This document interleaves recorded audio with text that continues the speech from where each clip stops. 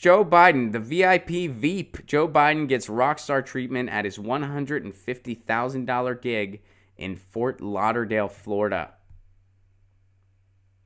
For his appearance at the Broward Center last month, Joe Biden wasn't simply a former vice president and possible 2020 presidential candidate. He was an artist.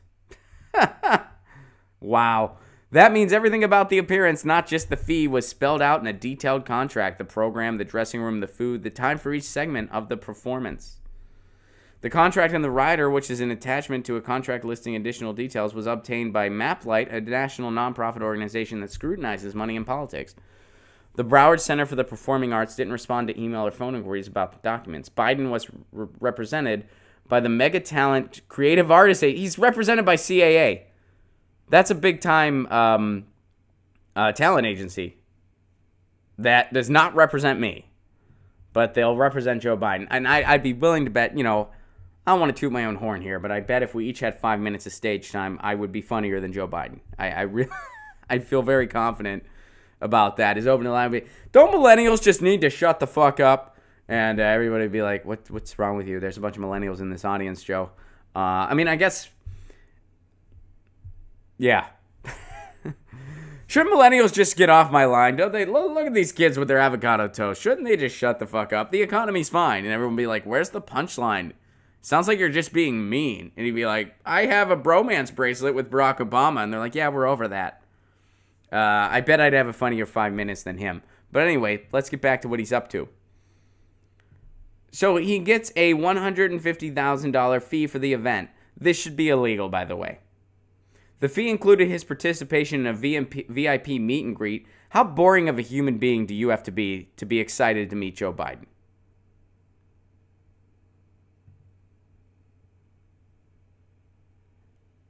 It spelled out a 45-minute moderated conversation and a 30-minute Q&A. Man, doesn't that sound like rock star living? Hey, man, you want to come to my gig? It's a 45-minute moderated conversation with a 30-minute Q&A.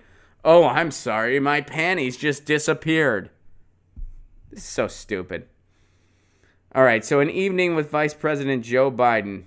So the audience for the January 28th event was about 2,000 people, with tickets running from $50 to $150. So if you want to know how many sycophants live in Southern Florida, there you go, 2,000.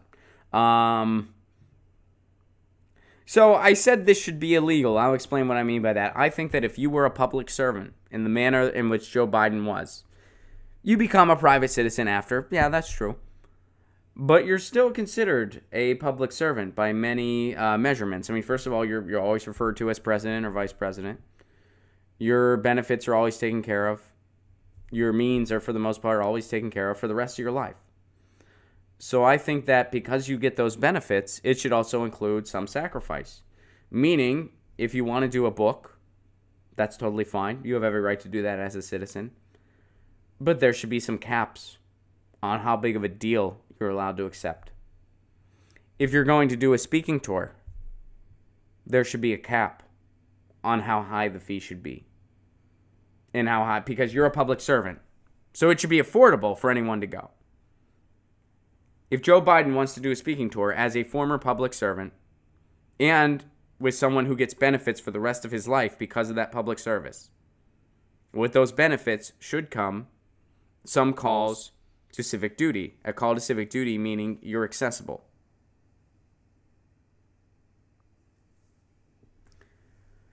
So that means that if he wants to do a speech, it should be, you should be able to get tickets for as low as $5 as far as I'm concerned. It should be affordable for anyone who wants to go. You can do a sliding scale, that's fair, but it should be affordable for anyone who wants to go.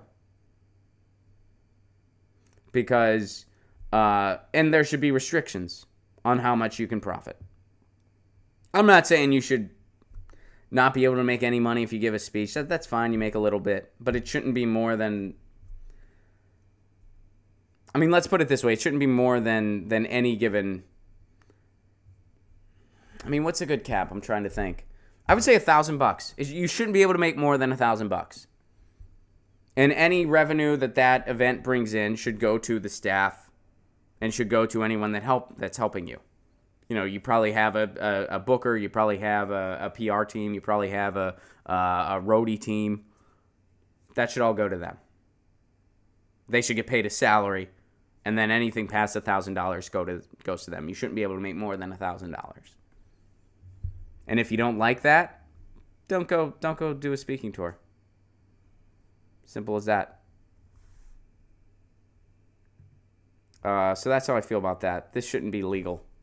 And not every former president has gotten rich after leaving office, by the way. Not every former president has done that. A lot have. Most have. But not all of them. And they shouldn't be able to. You're taken care of the rest of your life when you commit public service like that. And that's fine. I get it. You held a huge office. I get it. So you're taken care of forever. But that also should come with a call to civic duty. And that call to civic duty should mean that you're accessible to people and that you're not using your position to profit at an unreasonable degree. So you shouldn't make more than $1,000 for a speaking appearance.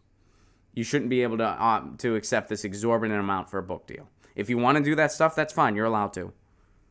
But there should be some restrictions on how much you can get. And the rest should go to the people that work for you. So that's how I feel. Get your news on with Ron. Don't you want to know what's going on? We're getting our news on today. Get your news on with Ron. Don't you want to know what's going on? We're getting our news on today. You can tweet me an article at Ron Placone. We'll go through it together and make it our own. Get your